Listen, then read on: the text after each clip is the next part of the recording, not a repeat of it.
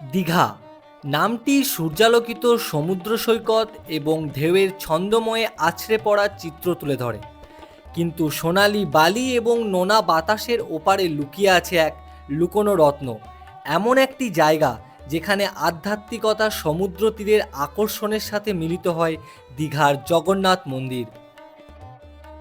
আসুন একসাথে একটি প্রাণবন্ত যাত্রা শুরু করি বঙ্গোপসাগরের ধারে এই পবিত্র আবাসস্থলকে ঘিরে থাকা ইতিহাস এবং ভক্তির স্তরগুলিকে ছিঁড়ে ফেলি।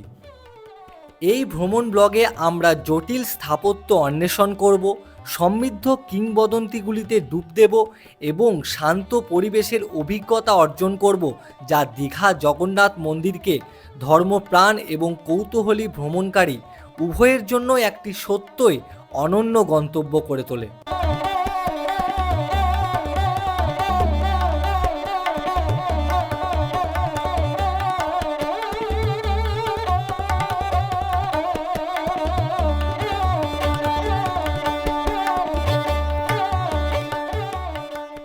30শে এপ্রিল ছিল দীঘার জগন্নাথ মন্দিরের উদ্বোধন।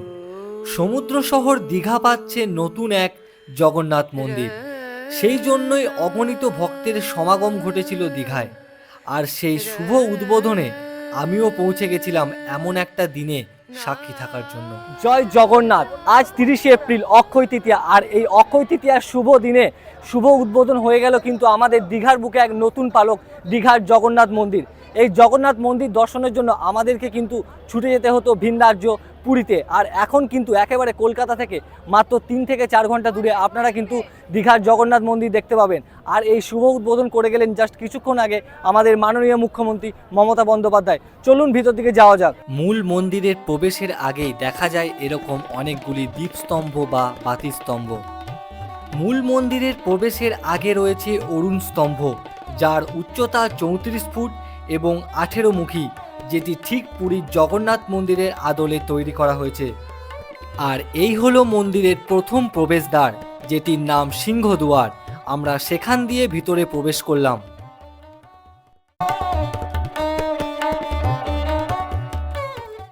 এর আগে আপনাদের বলে রাখি, মূল মন্দিরটির উচ্চতা প্রায় 213 ফুট, যেটি কলিঙ্গ শৈলীর সূক্ষ্ম ছোঁয়ায় রাজস্থানের বংশী পাহাড়ের বিখ্যাত বেলে পাথর দিয়ে তৈরি হয়েছে এই মন্দির।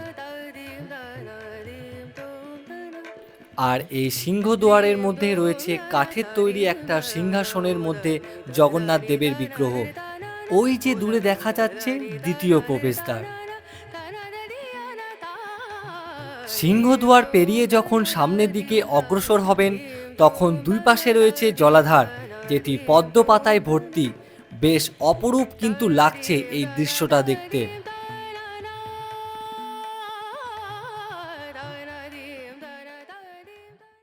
আমরা এখন প্রবেশ করলাম দ্বিতীয় প্রবেশদ্বারে।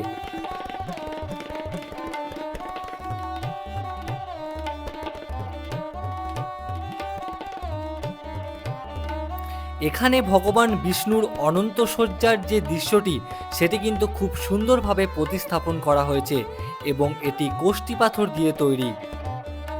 এরপর রয়েছে ভোগমণ্ডপ। এই ভোগমণ্ডপে 4টি দরজা।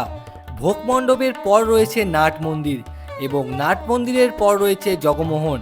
এরপর আমরা পৌঁছে যাব গর্ভগৃহ বা একেবারে মূল মন্দিরে। আমরা এখন প্রবেশ করছি ভোগ মন্দিরে।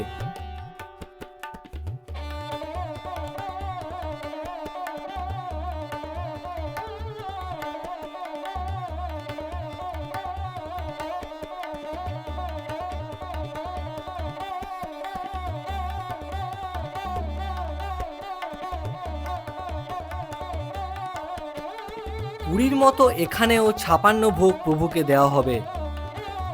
এরপর আমরা প্রবেশ করছি নাট মন্দিরে। 16টি স্তম্ভের ওপর এই নাট মন্দির তৈরি করা হয়েছে। এই নাট মন্দিরে রয়েছে 2টি বড় দরজা এবং 2টি ছোট দরজা।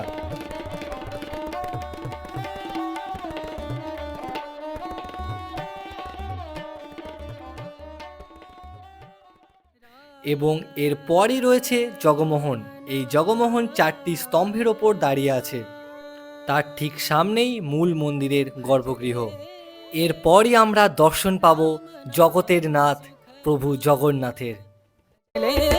राम नाम सुख धाम भजले राम नाम सुख धाम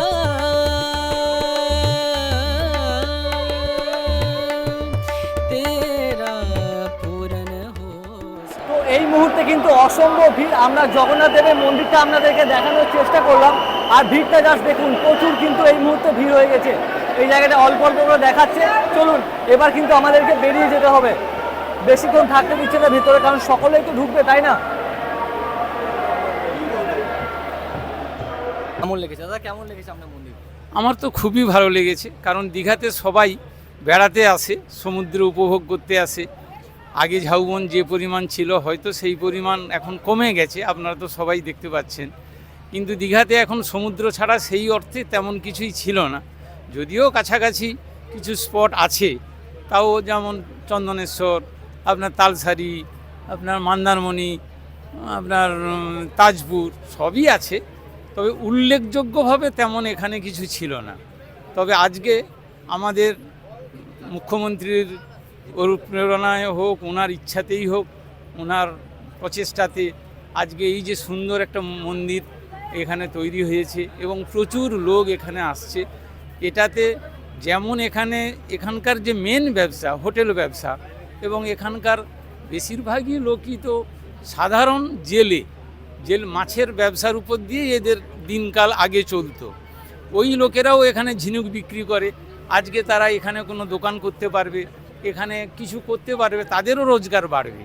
যেমন হোটেলেরও ইনকাম বাড়বে, রোজগারও করবে, যারা আসবে তারা যেমন সমুদ্র উপভোগ করবে, তেমন এখানে তারা অবশ্যই মন্দির হওয়ার জন্য তাদের কিছু নয় আয় বাড়বে। এবারে কিন্তু দীঘাতে আমরা রথ দেখতে পাবো, আর দেখুন তিনটে রথ কিন্তু অলরেডি তৈরি হয়ে রাখা রয়েছে।